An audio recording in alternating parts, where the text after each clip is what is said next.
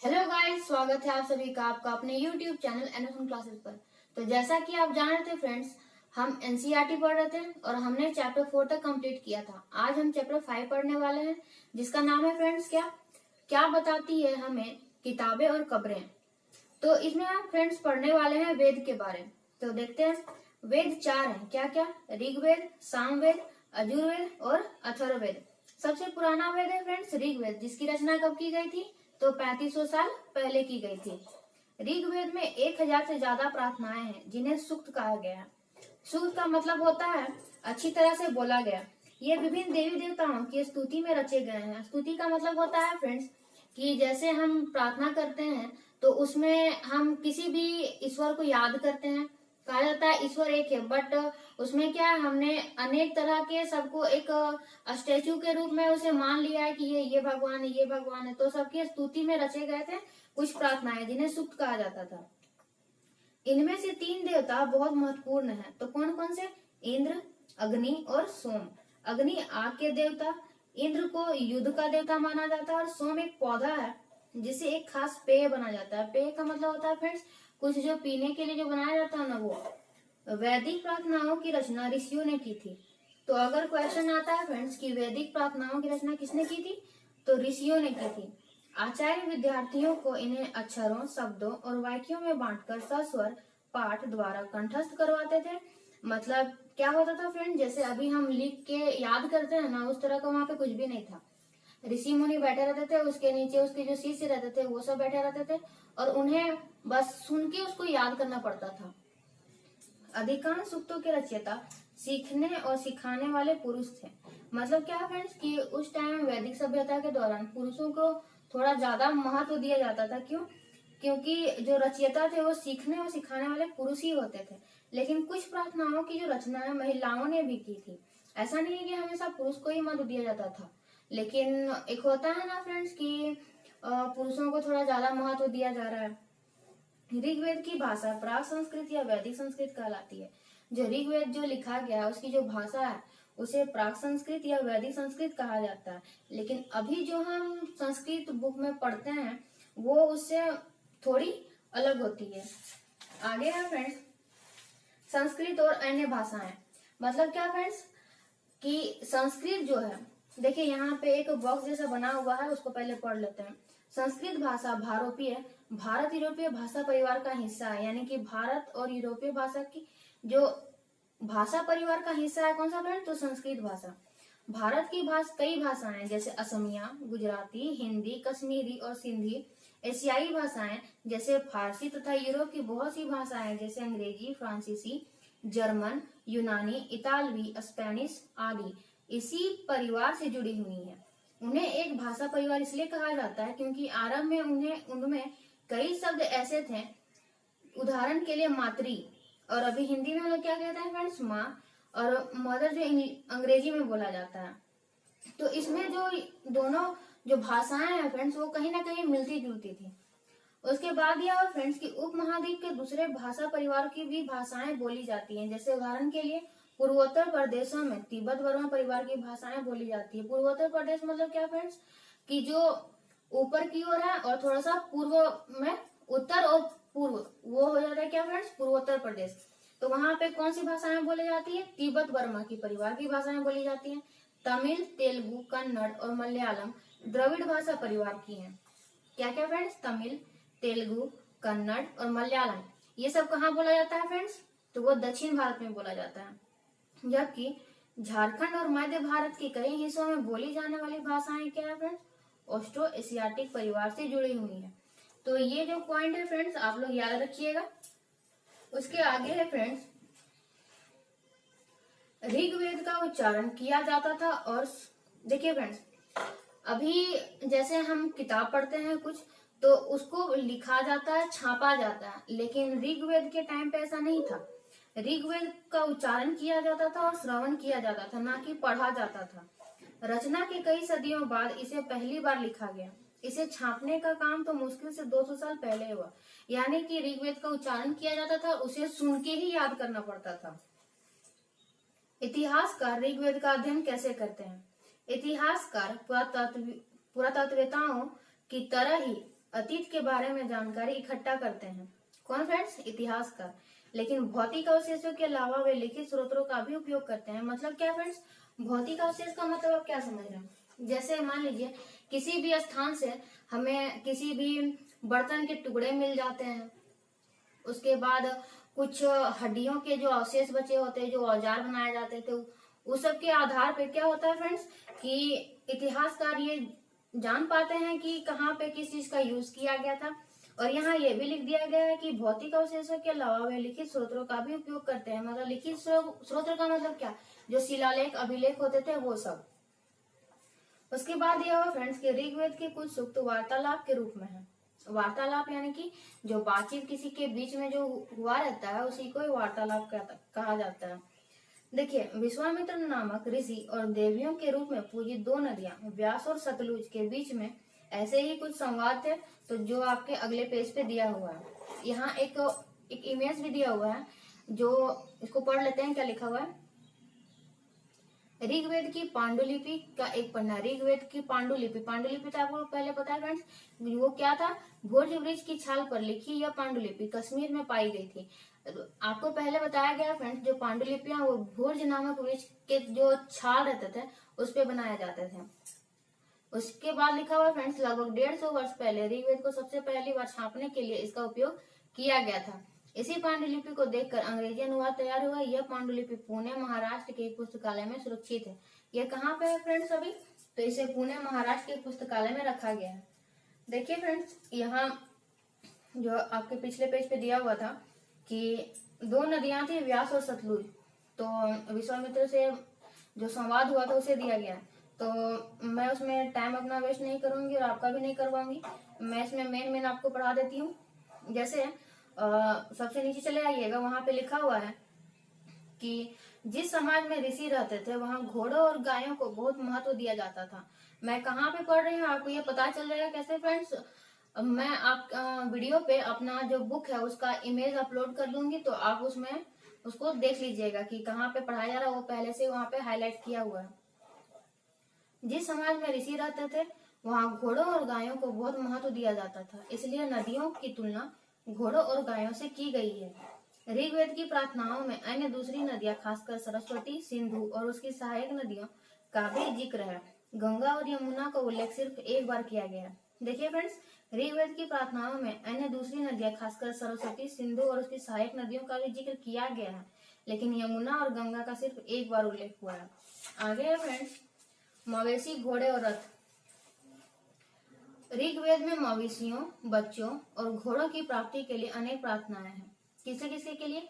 मवेशी, बच्चे और घोड़ों की प्राप्ति के लिए अनेक प्रार्थनाएं लिखे गए हैं। घोड़ों को लड़ाई में रथ खींचने के काम में लाया जाता था।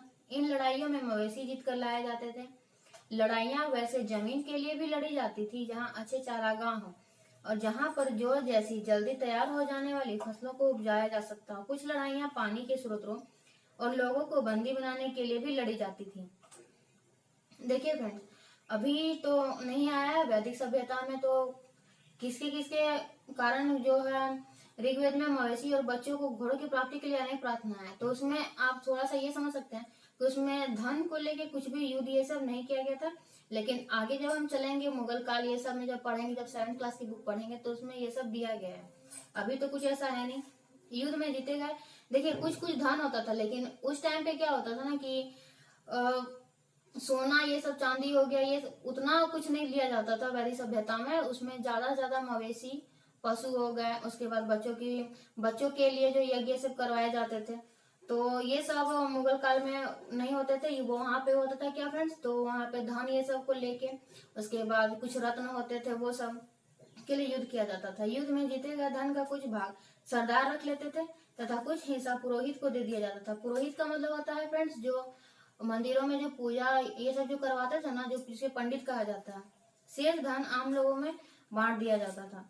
कुछ धन यज्ञ करने के लिए प्रयुक्त होता था। यज्ञ की आग में आहुति दी जाती थी। ये आहुतियां देवी देवताओं को दी जाती थी। घी, अनाज और कभी कभी जानवरों को भी आहुति दी जाती थी। अधिकांश पुरुष इन युद्धों में भाग लेते थे। कोई अस्थायी सेना नहीं होती थी। देखिए फ्रेंड्स, एक क्वेश्चन यहाँ से बनता है कि वैदिक सभ्यता में जो सेना थी वो अस्थायी सेना नहीं थी, लेकिन लोग सभाओं में मिलते जुलते थे और युद्ध व शांति के विषय में सलाह मशविरा करते थे। वहां ये ऐसे लोगों को अपना सरदार चुनते थे जो बहादुर और कुशल योद्धा होते थे। लोगों की विशेषता बताने वाले शब्द, जैसे लोगों का वर्गीकरण काम, भाषा, परिवार या समुदाय, निवास स्थान या सांस्कृतिक परंपरा के आधार पर किया जाता रहा। जैसे फ्रेंड्स, लोगों का जो वर्गीकरण है किसके आधार पर किया जाता? काम, भाषा, परिवार या समुदाय, निवास स्थान या सांस्कृतिक परंपरा के आधार पर। ऋग्वेद में लोगों की विशेषता बताने वाले जो कुछ शब्द उसको देखने के लिए कहा गया है। उसके आगे सेंटेंस में ऐसे दो समूह है जिनका वर्गीकरण काम के आधार पर किया गया है। पुरोहित, जिन्हें कभी कभी ब्राह्मण कहा जाता था, तरह तरह के यज्ञ और अनुष्ठान करवाते थे, और दूसरे लोग थे राजा। पुरोहित जो थे वो क्या क्या करवाते थे फ्रेंड्स? तो उनका काम था यज्ञ करवाना और अनुष्ठान करवाना, और दूसरे लोग थे राजा। ये राजा वैसे नहीं थे, ये ना तो बड़ी राजधानी और महलों में रहते थे, ना इनके पास सेना थी और ना ही कर वसूलते थे। जैसा मैंने आपको पहले बताया कि हम जब आगे पढ़ेंगे मुगल काल के बारे तो ये सारी चीजें आएंगी। जैसे उनकी राजधानियां होती थी, वे महल में रहा करते थे, सेना थी, उसके बाद ये कर भी वसूलते थे। लेकिन वैदिक सभ्यता में ऐसा कुछ भी नहीं था। प्रायः राजा की मृत्यु के बाद उसका बेटा अपने आप ही शासक नहीं बन जाता था। जनता या पूरा समुदाय के लिए दो शब्दों का इस्तेमाल होता था। एक था जन, जिसका प्रयोग हिंदी व अन्य भाषाओं में आज भी होता है। दूसरा था क्या फ्रेंड्स? विष, जिससे वैश्य शब्द निकला है। ऋग्वेद में विष और जनों के नाम मिलते हैं, इसलिए हमें पुरुजन या विष, भरतजन या विष, यदुजन या विष जैसे कई उल्लेख मिलते हैं। देखिए फ्रेंड्स, इसमें हाईलाइट किया हुआ है, आपको अगर नोट करना है तो आप अपने नोट्स पे इसे नोट कर लीजिएगा। जिन लोगों ने इन प्रार्थनाओं की रचना की वे कभी कभी खुद को आर्य कहा करते थे तथा अपने विरोधियों को दास या दस्यु कहते थे। मतलब फ्रेंड्स, जिन लोगों ने प्रार्थनाओं की रचना की थी वे कभी कभी अपने आप को क्या कहते थे? आर्य। और जो उसके विरोधी होते थे उसे दास या दस्यु कहा जाता था। दस्यु वे लोग होते थे जो यज्ञ नहीं करते थे, शायद दूसरी भाषाएं बोलते थे। मतलब क्या कि दस्यु जो यज्ञ नहीं करते थे, और यहाँ पे कहा जा रहा है कि शायद दूसरी भाषाएं बोलते थे। बाद के समय में दास का मतलब क्या हो गया फ्रेंड्स? तो गुलाम। दास वे स्त्री और पुरुष होते थे जिन्हें युद्ध में बंदी बनाया जाता था। उन्हें उनके मालिक की जायदाद माना जाता था। जो भी काम मालिक चाहते थे उन्हें वह सब करना पड़ता था। मतलब कि जो गुलाम एक नौकर जैसा होता है कि हाँ ये करना है तो ये करो, वो करना है वो करो, तो आपको उसको आज्ञा देना पड़ेगा, तो वो उस काम को करता था। जिस युग में उपमहाद्वीप के उत्तर पश्चिम में ऋग्वेद की रचना हो रही थी उसी समय दूसरी जगहों पर एक अलग तरह का विकास हो रहा था। जैसे आगे पढ़ते हैं। अब यहाँ पे दिया हुआ फ्रेंड्स महापाषाण। पाषाण का मतलब आप लोग समझते होंगे कि जिसे पत्थर कहा जाता है। यह शिलाखंड महापाषाण, महा का मतलब क्या फ्रेंड्स? बड़ा, और पाषाण का मतलब पत्थर, नाम से जाने जाते थे। ये पत्थर दफन करने की जगह पे लोगों द्वारा बड़े करीने से लगाए गए थे। करने का मतलब सुंदर तरीके से लगाए गए थे। महापाषाण कब्रें बनाने की प्रथा लगभग 3000 साल पहले शुरू हुई थी। कब फ्रेंड्स? 3000 साल पहले। यह प्रथा दक्कन, दक्षिण भारत, उत्तर पूर्वी भारत और कश्मीर में प्रचलित थी। कुछ महापाषाण जमीन के ऊपर दिख जाते थे और कुछ महापाषाण जमीन के भीतर भी होते थे। देखते हैं फ्रेंड्स, आगे इमेज में दिया हुआ है। देखिए यहाँ पे एक महापाषाण दिया हुआ है, यहीं पे लिखा हुआ है इस तरह के महापाषाण को ताड़ुत समाधान कहा जाता है। देखिए फ्रेंड्स, बीच में जो यहाँ पे एक शव रखा जाता था और साइड पे एक पत्थर जो बड़े करीने से लगाया गया है। यहाँ दिखाया गया शिष्ट में एक गुफोर्ट हॉल है जो शायद पत्थरों से बने कमरे में जाने का रास्ता था। देखिए फ्रेंड्स, एक यहाँ पे हॉल भी किया गया है। मानना था क्या कि यहाँ से लोग आते जाते हैं। उसके बाद फ्रेंड्स देखिए, कई बार पुरातत्वविदों को गोलाकार सजाए हुए पत्थर मिलते हैं। कई बार अकेला खड़ा हुआ पत्थर मिलता है। ये ही एकमात्र प्रमाण है जो जमीन के नीचे कब्रों को दर्शाते हैं। मतलब जमीन के नीचे कब्र को दर्शाते हैं। तो ऊपर में अगर पत्थर रखा रहता तो वो समझ जाते थे। पत्थर ऐसा नहीं कि कोई पत्थर रख दिया तो वहां पे शव ही रखा हुआ, मतलब कुछ अच्छे तरीके से, ताकि वहां पे इंडिकेशन हो सके कि वहां पे शव ही रखा गया है। महापाषाणों के निर्माण के लिए लोगों को कई तरह के काम करने पड़ते थे, जैसे गड्ढे खोदना, शिलाखंडों को ढोकर लाना, बड़े पत्थरों को तराशना और मरे हुए को दफनाना। इन सब कब्रों में कुछ समानताएं हैं। सामान्यतः मृतकों को खास किस्म के बर्तनों के साथ दफनाया जाता था, जिन्हें काले लाल मिट्टी के बर्तन यानी कि ब्लैक एंड रेड वेयर के नाम से जाना जाता है। इनके साथ ही मिले हैं लोहे के औजार और हथियार, घोड़ों के कंकाल और सामान तथा पत्थर और सोने के गहने। आगे है फ्रेंड, देखिए क्वेश्चन यहाँ पे दिया गया है, क्या हड़प्पा के शहरों में लोहे का प्रयोग होता था? तो आंसर इसका फ्रेंड्स नहीं, हड़प्पा के शहरों में लोहे का प्रयोग नहीं होता था। देखिए फ्रेंड्स, और एक इमेज दिया गया है, देखिए यहाँ पे कटार टाइप का है कुछ जो मिला गया होगा। उसके बाद देखिए फ्रेंड्स, आगे है लोगों की सामाजिक असमानताओं के बारे में पता करना। पुरातात्विक यह मानते हैं कि कंकाल के साथ पाई गई चीजें मरे हुए व्यक्ति की ही रही होंगी। जैसे अभी क्या होता है फ्रेंड्स हिंदू धर्म में, जैसे मान लीजिए कोई डेथ किया तो उसके जो सारे सामान होते हैं उसके साथ में जला दिए जाते हैं। और होता है कोई कोई मानता है कि जैसे मान लीजिए कोई डेथ कर गया तो उसमें महंगा चीज नहीं जलाया जाएगा, लेकिन उसके जो कुछ ऐसे ही कुछ कपड़े उपड़े रहेंगे उसको जला दिया जाता है। कहा जाता है क्या फ्रेंड्स कि शायद उसकी जो कुछ चीजें जो है उसके कारण वो वापस भी लौट के आ जाता है, लेकिन ऐसा कुछ भी नहीं है फ्रेंड्स। अगर उसका सोना चांदी रहेगा तो आदमी उसे जला थोड़े देता है। कभी कभी एक कब्र की तुलना में दूसरी कब्र में ज्यादा चीजें मिलती हैं।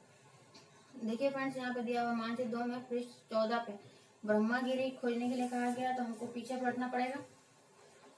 14 पेज नंबर पे है।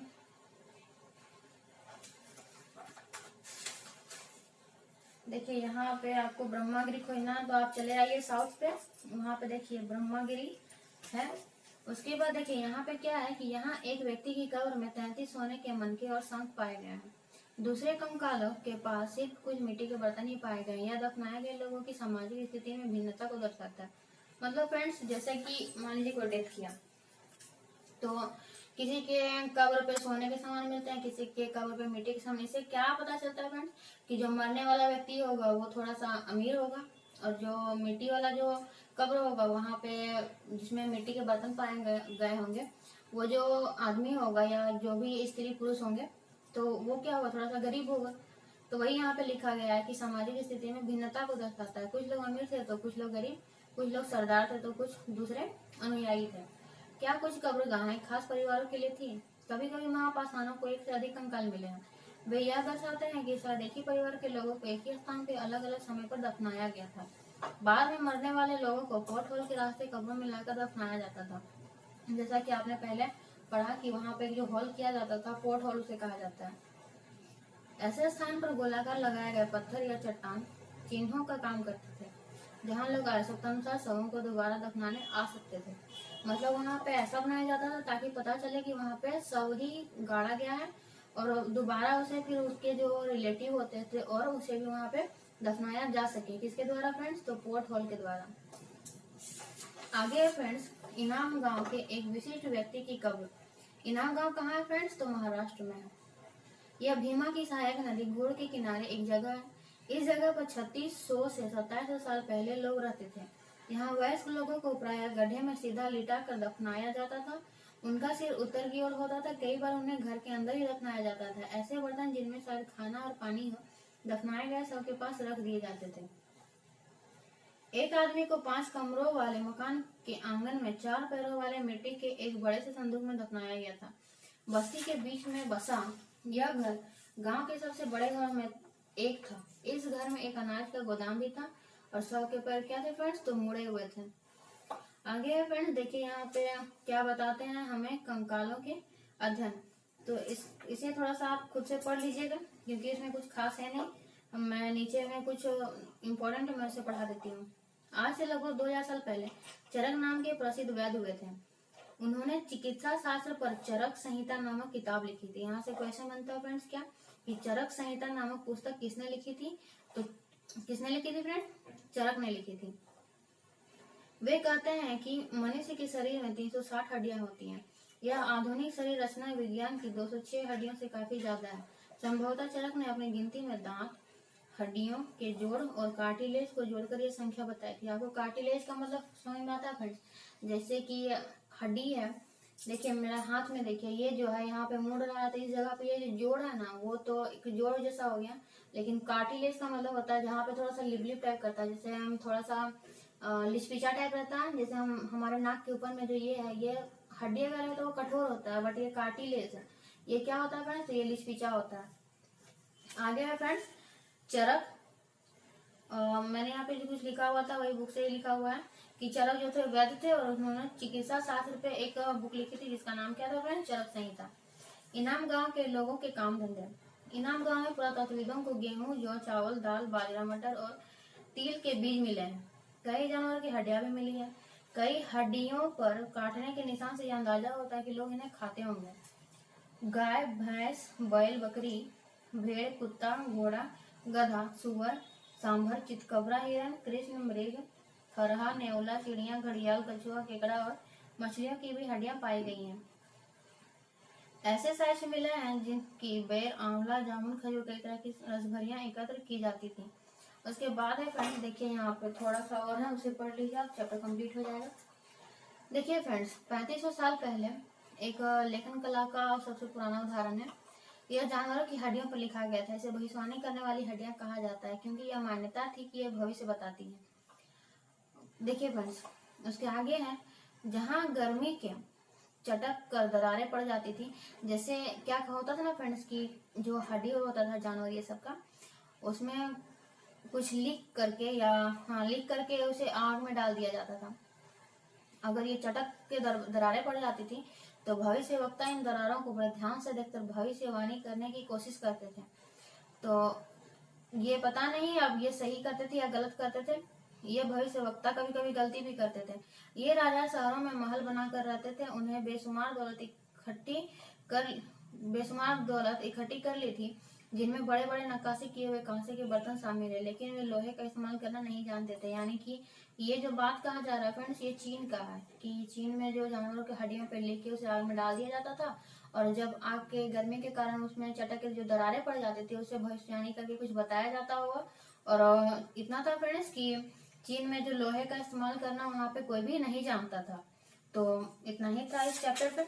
अगला चैप्टर हम लोग पढ़ेंगे फ्रेंड्स 6 और उसका नाम है फ्रेंड्स राज, राजा और एक प्राचीन गणराज्य। तो इसे हम नेक्स्ट डे पढ़ेंगे। तो आज के लिए इतना ही। तब तक के लिए बाय बाय, टेक केयर और हमारे चैनल को लाइक, शेयर और सब्सक्राइब जरूर कीजिएगा। Thank you.